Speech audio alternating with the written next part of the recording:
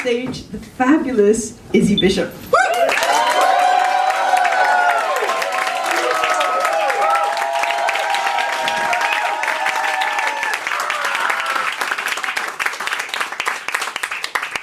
Hello. Hey.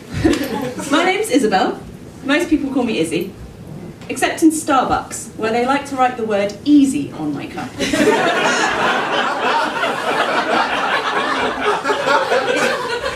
It probably doesn't help that I often go in there with both boyfriends at the same time. I keep telling them, I'm not easy, I'm polyamorous, they're really not the same. I'm an environmental scientist. My research focuses on improving the health of our freshwater ecosystems.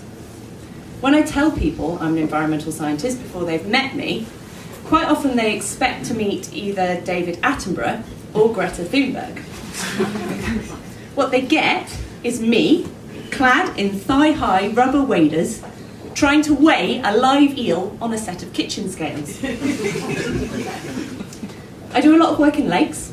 One day, I'm hoping to pull a sword from the bottom of a mystical lake, be crowned queen of all the land, and retire upon the riches bestowed upon me. So far, the best things I've found are a rusty shopping trolley and an old six-pack of Stella. Being blessed with scientific intelligence doesn't always lead to easy finances, and definitely not to Izzy finances. So, finding Excalibur is probably the only way I'm ever going to make a reasonable amount of money.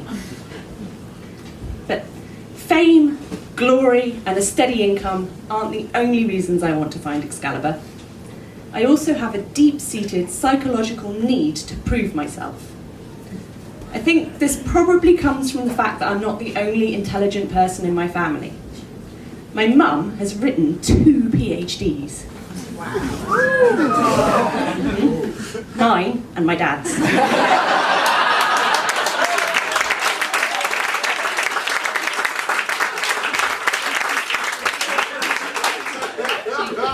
So she's an expert. She's an expert in both the history of art in Snowdonia and of rare pondweeds in Scotland. My sister is also brilliant. She's an endocrinologist, which means she treats men and women who have problems with their hormones. This makes me really proud because it means I can say to all the men in the room tonight, guys, if your dick won't get hard, go and see my sister. She'll sort you right out.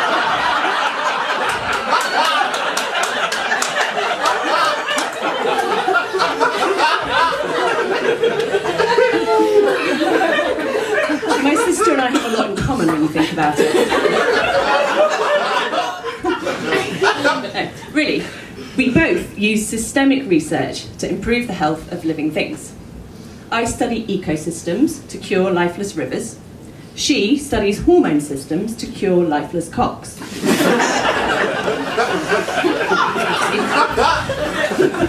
You'd really better hope we don't get our textbooks mixed up. My eels are slippery enough. If I accidentally slip them a Viagra and they get all stiff and excited, they're going to be really difficult to get onto those kitchen scales.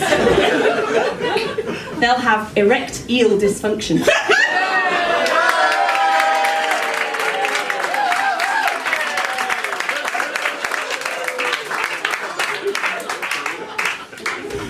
Coming from such a brilliant family, I've always felt a strong need to compete with them in everything I do. As kids, my sister and I were always competing for top marks in school, for toys, for the unconditional love of our parents.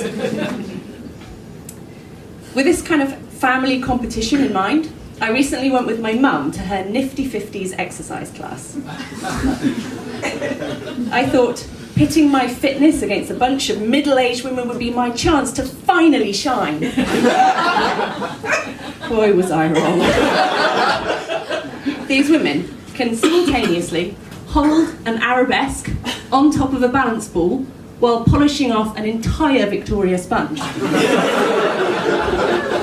So I'm sat in the corner trying to prove my cake-eating prowess, when one of Mum's friends comes over to Mum and I. To Mum, she says, "Ah, this must be your daughter, the doctor." I'm feeling really proud. I've just finished my PhD, and I'm ready to tell the world about the vital importance of rare Scottish pondweeds. But Mum gets in first. "No, this is the other one."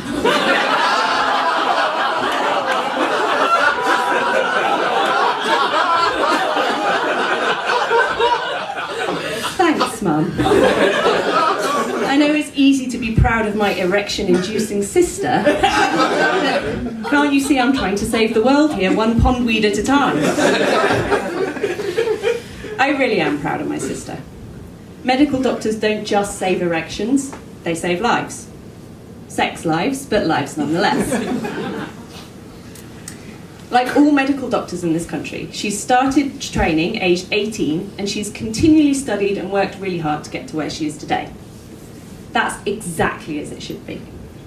When I go and see the doctor, I want to know that they've prepared their entire adult lives for that single beautiful moment where they finally get to meet me, test my hormones, and treat my excess hair growth.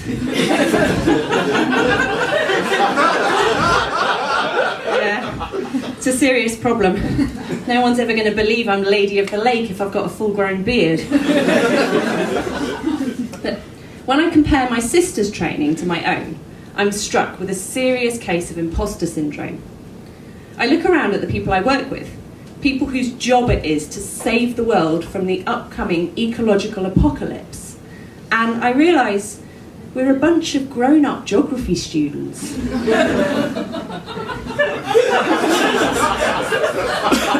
You're a geography student, you know what I'm talking about. I was a geography student before I became a doctor of philosophy. And I can tell you my training focused almost entirely on excessive drinking, binge-watching Neighbours, and showing up to the occasional class in advanced colouring in. I remember one class in particular. They made us colour in a map of the tidal Thames showing the gender distribution of whelks. Not just any whelks either, specifically the species dog whelk. I tried to tell them I'm much more of a cat whelk kind of person, but they made me do it anyway. Turns out it was really interesting. Whelk women are in decline. There's an ingredient in boat paint called TBT that causes female dog whelks to grow male sexual organs. Yeah, it's interesting. These giant penises block their vulva, stop them from releasing eggs, and cause their ovaries to explode. You're really, really horrified. I'm glad you are, because I was really horrified.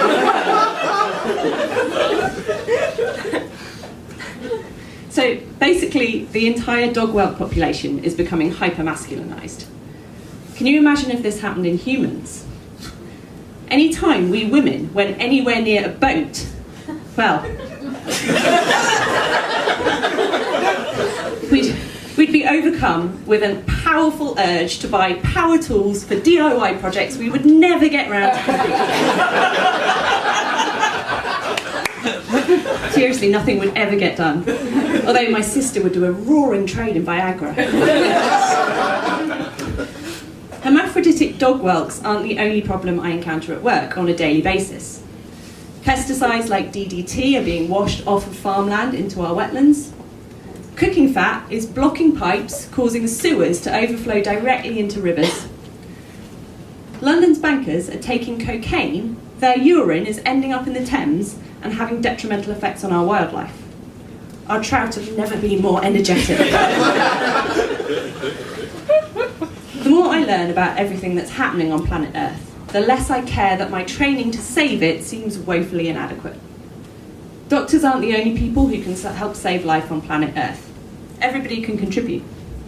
Perhaps your contribution is not buying food covered in pesticides. Perhaps your contribution is disposing of your cooking fat properly.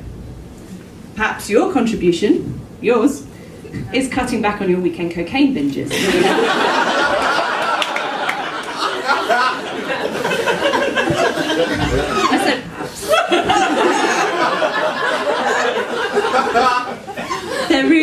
way that everybody can contribute. So please, please, join me, my sister, all the doctors, everybody you've heard from tonight and everybody else in the room. I'm confident that if we all come together and take collective action, whatever your action might be, together we can give Mother Earth her virility back. Thank you and good night.